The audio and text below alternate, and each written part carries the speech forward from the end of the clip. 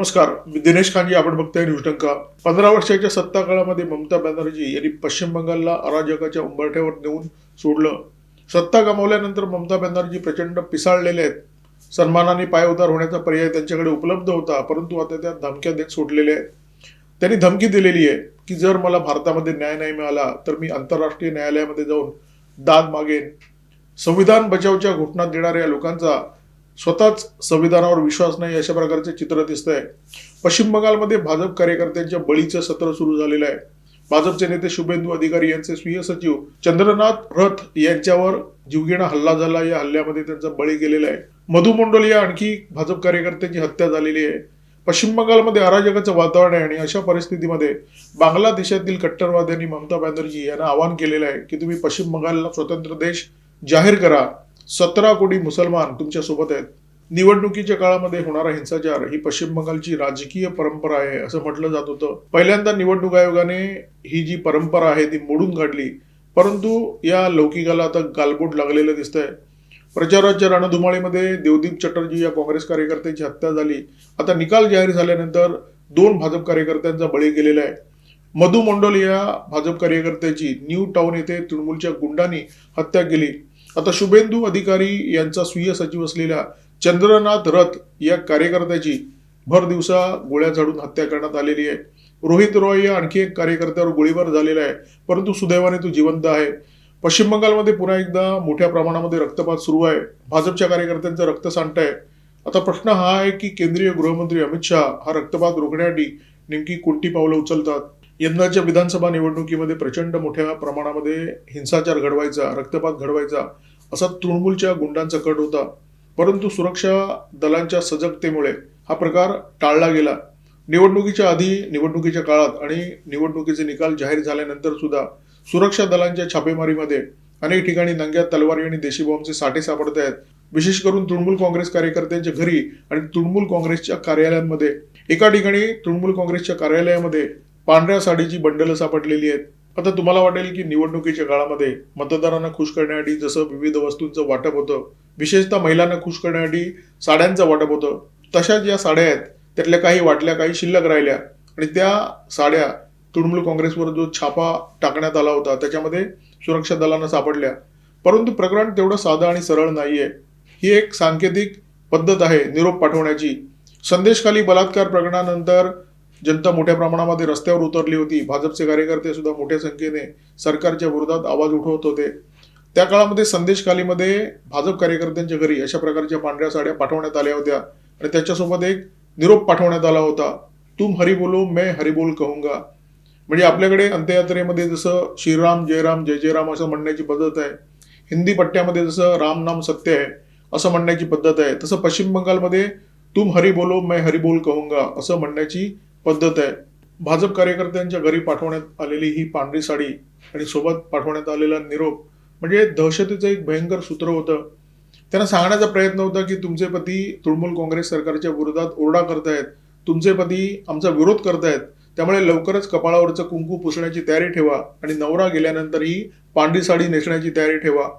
कल्पना करा, तृणमूल काँग्रेस सरकारच्या काळामध्ये त्यांचे गुंड सर्वसामान्य हिंदूंवर कशा प्रकारची दहशत माजवत होते, महिलांना कशा प्रकारे धमकावत होते आणि हे जे सत्र आहे ते पराभूत झाल्यानंतर सुद्धा पश्चिम बंगालमध्ये जारी ठेवण्यात आलेलं आहे.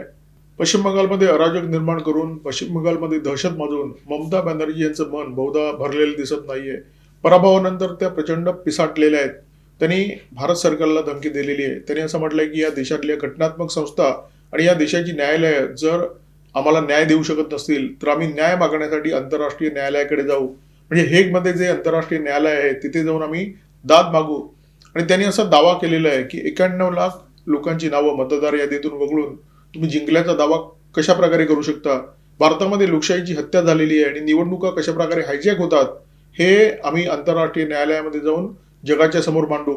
म्हणजे आता 15 वर्षाच्या कारकिर्दीमध्ये जे यांनी शेण उरपलेलं आहे त्याच्यामुळे यांचा पराभव झाला, परंतु तो पराभव मान्य करण्याचा मोठेपणा यांच्याकडे नाहीये. यांनी भ्रष्टाचार केला, यांनी लोकशाहीची हत्या केली, लोकांना दिवसाढवळ्यात ठार केलं आणि इतकं शेण उरपलं की लोकांनी यांचं तोंड काळं केलेलं आहे. परंतु ते मान्य करण्याचा मोठेपणा ममता बॅनर्जी दाखवत नाहीये. त्या थैथयाट करतायत केंद्र सरकारच्या विरोधात, निवडणूक आयोगाच्या विरोधात, या देशाच्या न्यायालयाच्या विरोधात. म्हणजे संविधान बचाव अशा प्रकारच्या घोषणा ममता बॅनर्जी यांनी शेकडो वेळा दिल्या असतील, परंतु जेव्हा संविधानाचा मान ठेवण्याची वेळ आली तेव्हा ममता बॅनर्जी त्या संविधानाला पायदळी तुडवून देशाच्या सर्वोच्च न्यायालयावर अविश्वास दाखवून आता आंतरराष्ट्रीय न्यायालयामध्ये जाण्याची भाषा करतायत.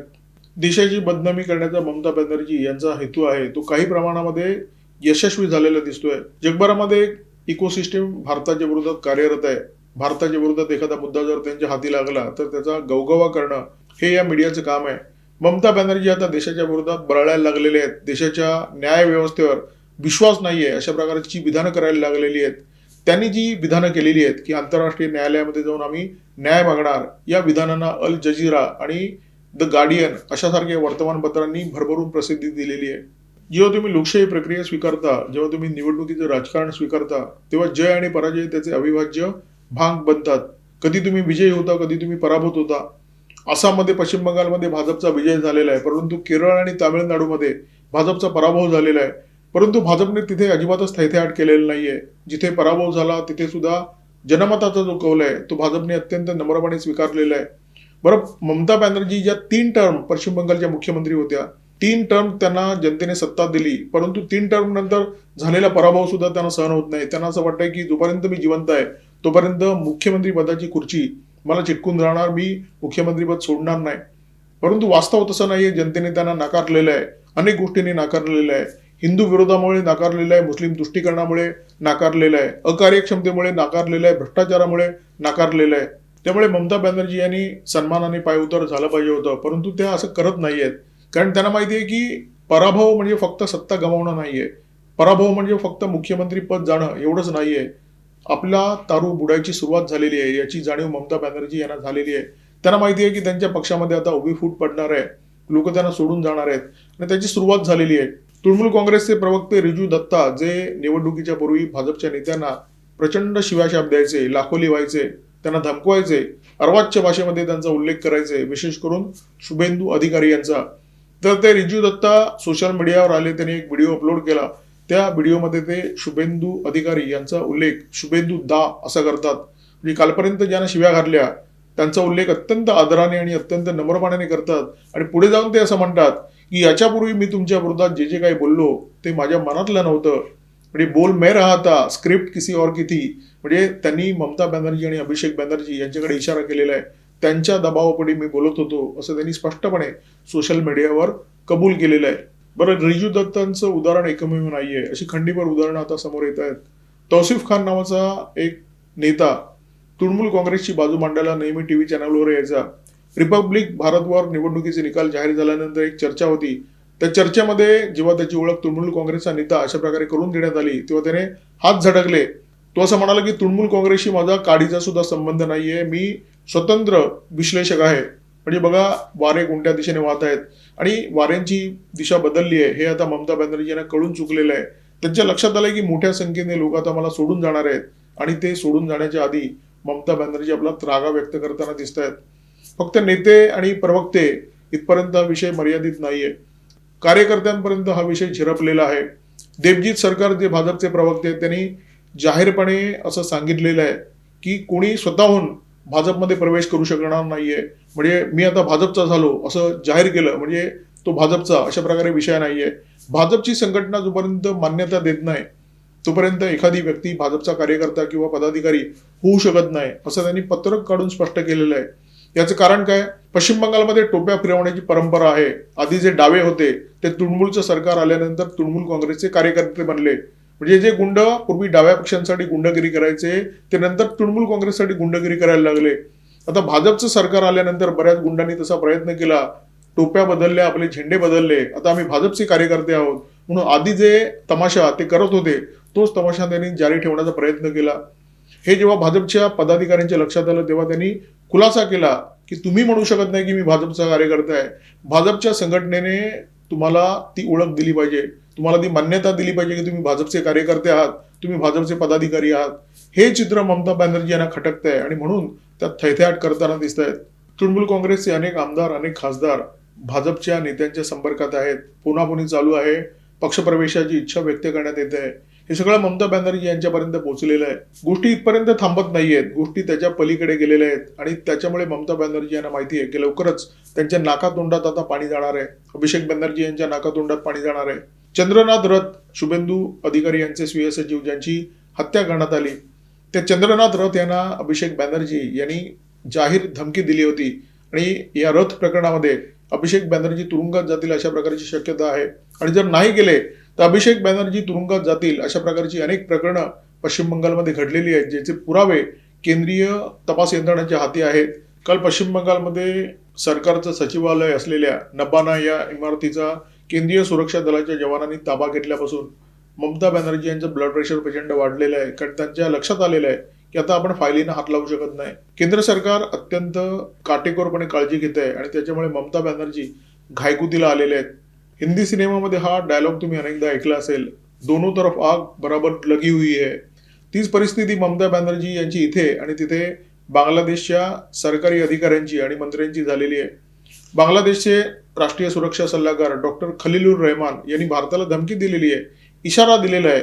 ते असं म्हणतात की बंगाली भाषिक मुसलमानांना आमच्या सीमेमध्ये लोटू नका.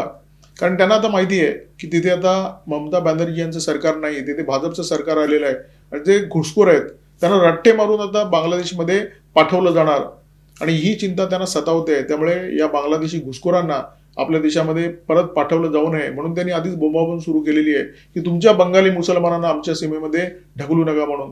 खलीलुर रहमान यांच्या वक्तव्याकडे आपण भिकाऱ्याला उकाऱ्या किंवा चोराच्या उलट्या बोंबा या अर्थाने पाहू शकतो.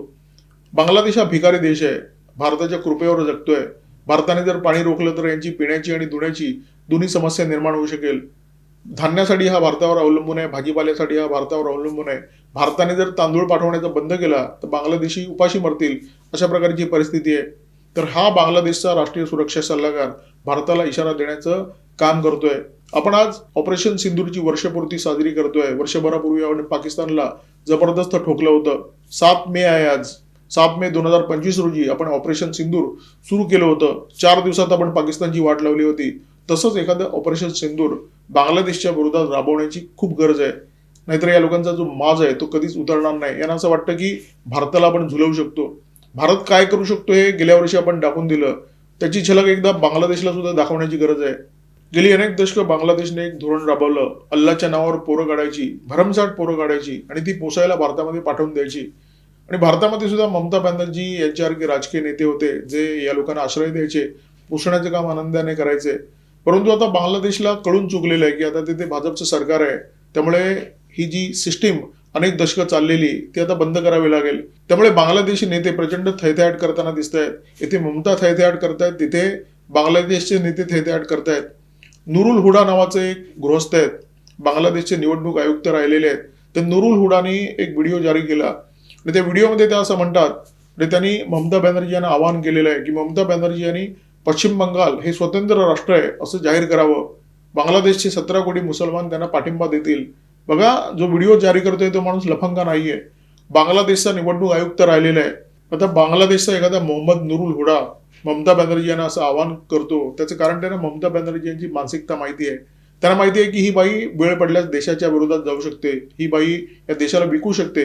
म्हणजे गेल्या 15 वर्षामध्ये देशाची जमीन विकण्याचं काम ममता बॅनर्जी यांनी केलेलंच आहे. बांगलादेशींना मुक्त द्वार दिलं, या बेट्यानो येत राहा आणि इथे आम्ही तुम्हाला पोषणाची व्यवस्था करू, आम्ही तुम्हाला खाऊ घालू, आम्ही तुम्हाला मतदार यादीमध्ये स्थान देऊ. हेच धोरण ममता बॅनर्जी यांनी गेल्या 15 वर्षामध्ये राबवलं. त्यामुळे बांगलादेशच्या नेत्यांना माहिती आहे की ममता बॅनर्जी आणि आपण समदुःखी आहोत. त्यामुळे त्यांनी ममता बॅनर्जी यांना आवाहन केलेलं आहे, स्वतंत्र राष्ट्र जाहीर करा. म्हणजे भारत हा जणू ममता बॅनर्जी यांच्या बापाचा माल आहे. पश्चिम बंगाल हा ममता बॅनर्जी यांच्या बापाचा माल आहे की त्या जाहीर करतील की स्वतंत्र राष्ट्र आहे आणि अमित शहा आणि नरेंद्र मोदी बघत राहतील. 1971 मध्ये पाकिस्तानी फौजांनी बांगलादेशमध्ये अनन्वित अत्याचार केले, महिलांवर घाऊक बलात्कार केले आणि त्यांची अशी योजना होती की इथे बलात्कारानंतर मोठ्या प्रमाणामध्ये अशा प्रकारची पैदास व्हावी जी कायम पाकिस्तानकडे बघत राहील. आता पाकिस्तानने बांगलादेश गमावला, परंतु त्यांची जी मास रेपची योजना होती ती मात्र यशस्वी झाली. बांगलादेशमध्ये असे अनेक लोक जन्माला आले जे कायम पाकिस्तानकडे बघत असतात आणि पाकिस्तानच्या इशाऱ्यावर नाचत असतात. या सगळ्या घटनाक्रमाचा अर्थ केवळ एवढाच आहे की पश्चिम बंगाल पुन्हा एकदा धोकादायक वळणावर आलेला आहे आणि ममता बॅनर्जी अत्यंत धोकादायक मूडमध्ये आहेत.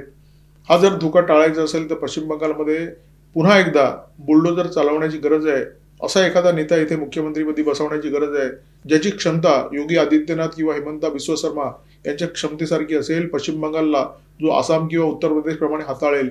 या व्हिडिओमध्ये तुर्तास इथेच थांबतोय. व्हिडिओमध्ये माझ्यासोबत होते cameraman Omkar Bhagwat, video editor Ajay Shelke. Video जर आवडला असेल तर लाईक करा, शेअर करा, कॉमेंट बॉक्समध्ये व्यक्त व्हा. तुमची मतं भरभरून व्यक्त करा. तुम्हाला या घटनाक्रमाबद्दल काय वाटतं ते निर्भीडपणे मांडा. सबस्क्राईब करा न्यूज डंका, जो अनेक लोक करत नाहीत. तर आठवणीने सबस्क्राईब करा आणि बेल आयकॉन दाबायला अजिबात विसरू नका.